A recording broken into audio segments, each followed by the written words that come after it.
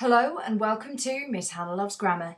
In this video we'll be concentrating on the final chapter and the final letters of Frankenstein by Mary Shelley. So, Walton's crew are threatening mutiny as the ship is stuck in ice and they believe that their captain has endangered their lives. At this point, Victor is saved by Walton, so we're back to the beginning of the novel. Walton is attentive and listens very closely to Victor's story and shares his ongoing sympathy at Victor's declining health. Victor dies from exhaustion on the ship. Walton describes Victor's death in his letter to his sister. Walton then sees the monster mourning the loss of his creator and finds this disgraceful and despicable. He calls the monster a hypocrite. And the monster explains that he has been abused and treated unfairly. He believes that he has never been treated with any kind of justice whatsoever. So much so that the monster believes he must kill himself and commit suicide now that his creator is gone. So, the monster jumps from his ship window and could be viewed as his suicide as he disappears into the dark depths of the deep.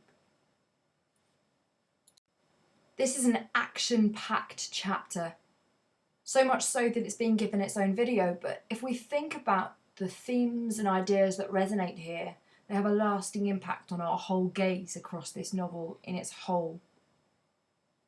So the idea of doubling is quite a common motif across Gothic literature. It's this belief that a person is made of two separate but interconnected parts. One part is reasoned, logical and rational, and the other is impulsive, erratic and irrational.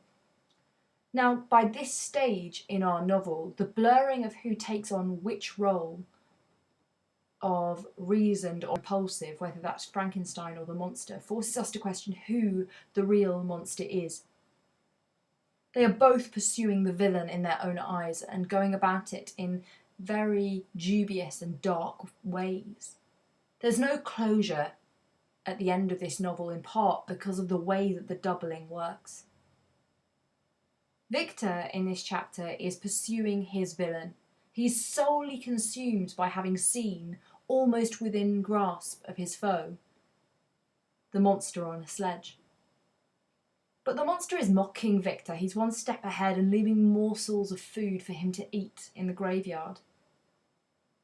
Victor, even when saved by Walton, begs his rescuer to kill the monster, for my task is still unfulfilled.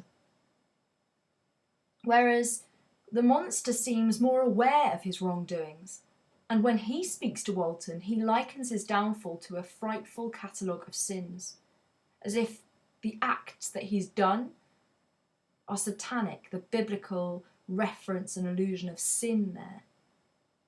In some ways, I find it easier to support the monster never having been loved. But this is where you as the reader are empowered. Where do you sit on this debate?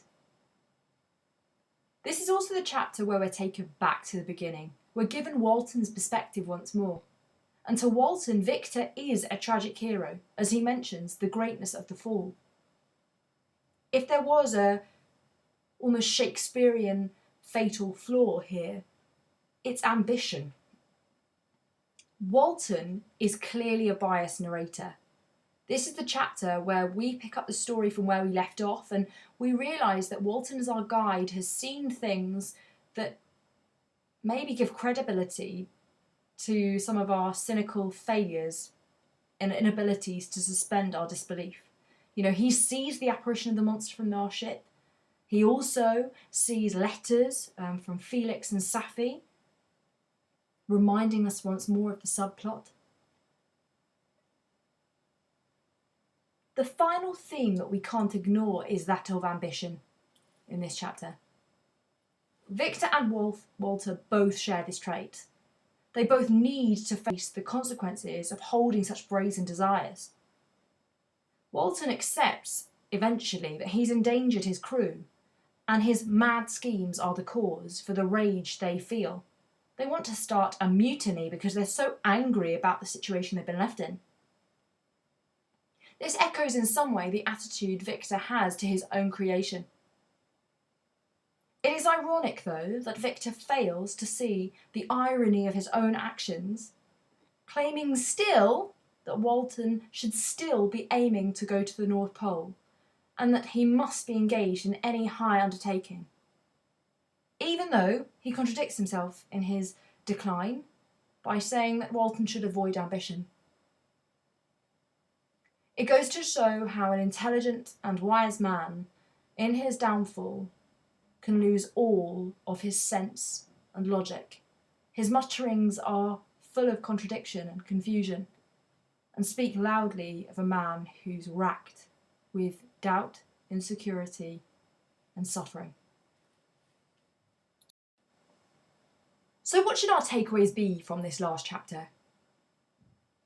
Victor seeing the ship brings us back to the start of the novel, and that structural device forces us to reflect on what we've learnt since he joined the ship at the start of the novel. Victor's adamant belief that the monster should be destroyed by Walton is fundamental to the finale of this novel and whether we do hold any sympathy for our protagonist. As Victor dies, he desperately wants someone to kill the monster. He dies unfulfilled because he wishes he could kill the monster first. When the monster talks to Walton, he mentions that he wants to die too, by committing suicide. This summarises his whole experience of humanity. He has been rejected by so many, and most painfully by his own creator, that he now knows there is no hope for him in survival. The power of hate is heightened when Victor dies wishing he'd killed the creation himself, and hearing this harrowing tale of the monster seeking suicide. The only positive moment that seems to happen in this last chapter is Walton giving in to his crew and turning back the ship to England. Perhaps that is the only symbol we get that we must keep our ambitions in check. Walton realises that the North Pole maybe wasn't meant to be. The ethical questions and debates that stem from such an important novel are ongoing debates today. Whether it's the ethical questions of how we should be treating individuals or the way we test on animals. Whether it's the ongoing questions of, are we playing God? The overriding themes and messages that Shelley leaves us with are harrowing and difficult. And for any of us to just walk away from this novel without reflecting on what we've learnt would probably not be what she hoped for. Why not subscribe to Miss Hannah Loves Grammar for all things English, literary and grammatical?